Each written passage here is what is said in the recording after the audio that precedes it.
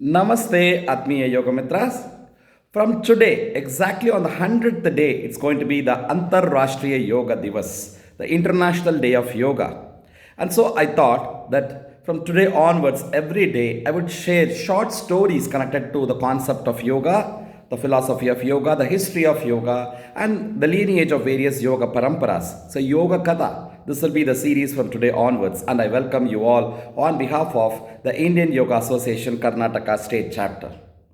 Going ahead, we have heard enough of the yoga philosophies and practices from various gurus. So I thought I would share some of the stories. Let me go back to the origin, the very origin of yoga. Many people we think, that Patanjali is the founder of yoga, or Shiva is the founder of yoga. Actually speaking, according to our Vedic tradition, we can't pinpoint at a particular personality or even on the Godhead that so and so is the profounder of yoga.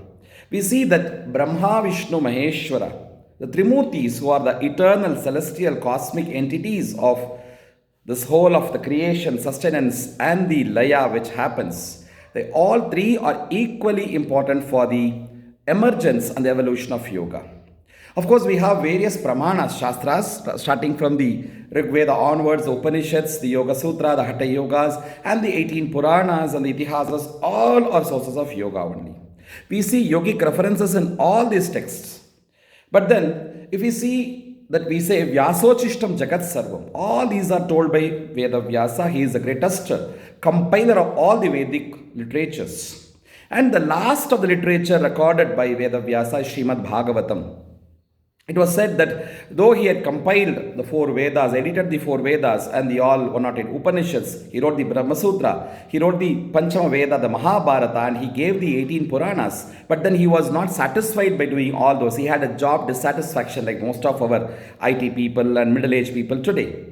And so, by the order of his guru, Sri Narada Maharshi, Veda Vyasa wrote the 18th Purana, which is Srimad Bhagavatam. So, where he had given the best of all that works he has given, right from the Vedic sources, from everywhere he had culled out the best of things and recorded there.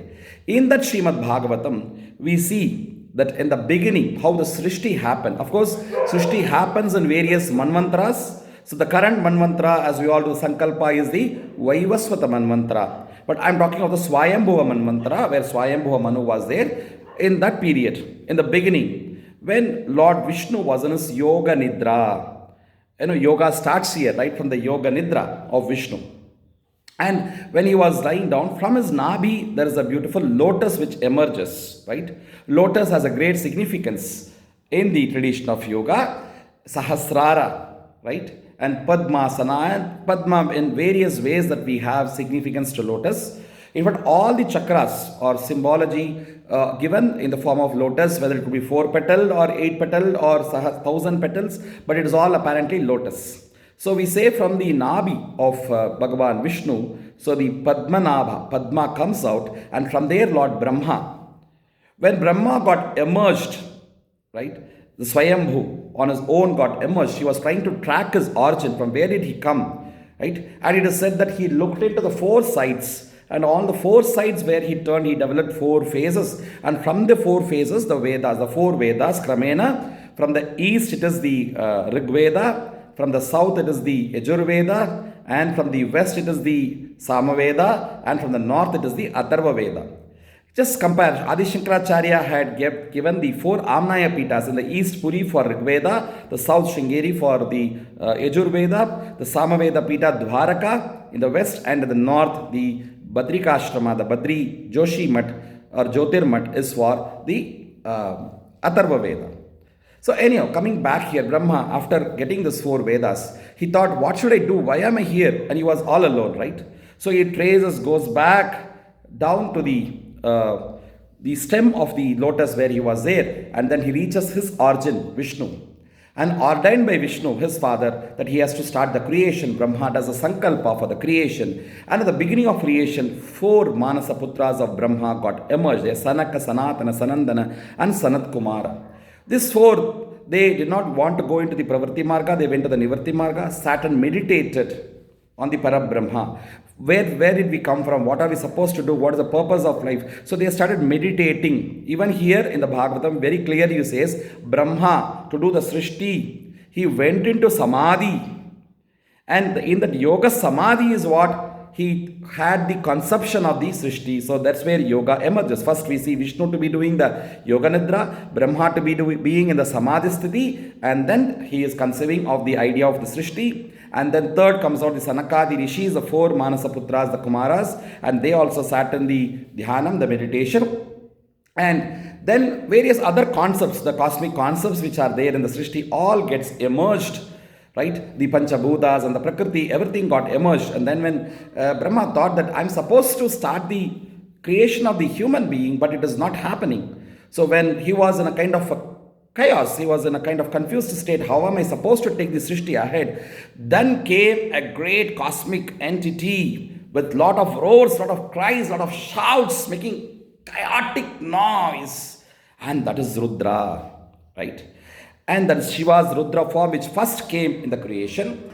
And then like Brahma got panicked, like what is happening, right? And so he again ran back to Vishnu, and Vishnu then had to come and say, because he is the director of the whole scene, and he has to come and say that, hey, come on, you are supposed to be in the climax. Usually police should come in the climax of any Indian movie. So similarly, Rudra, Shiva has a duty to be in the climax as a Layakarta. And until then, he was requested to be in peace, to be not as Rudra, but as being as Shiva. And so Rudra sat in meditation, in dhyana, in samadhi, and that is the form of Shiva being a meditator in Kailasha.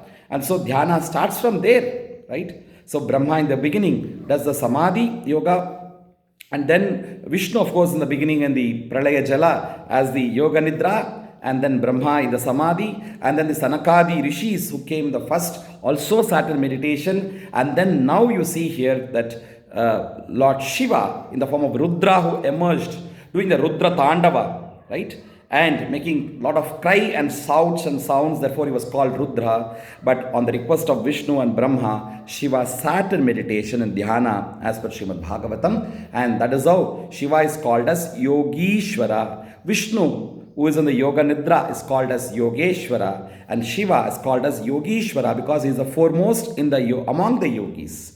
Vishnu, from whom the concept of yoga emerged, so it's Yoga Namishwaraha. Yogi Namishwaraha, one who is the leader of the yogis, is Shiva. And so Shiva, though, came later, but then Shiva sat in meditation. The four of the Sanakadi Rishis, they followed Shiva. Right? That's where it's told Sishyas are Vriddhas. They are elder to Shiva. But then Guru is Yuva. He is Shiva as Dakshinamurti. And he sat in Maunam. Gurostu Maunam Vyakhyanam. Sisyastu Chinna Samshayam. This is a beautiful form of Dakshinamurti. Shiva as the Jnana Murti sitting in Mauna, in Dhyana, from where all the Vedas, the entire secrets of the world were taught to Sanakadi Rishis by Shiva as Yogishwara.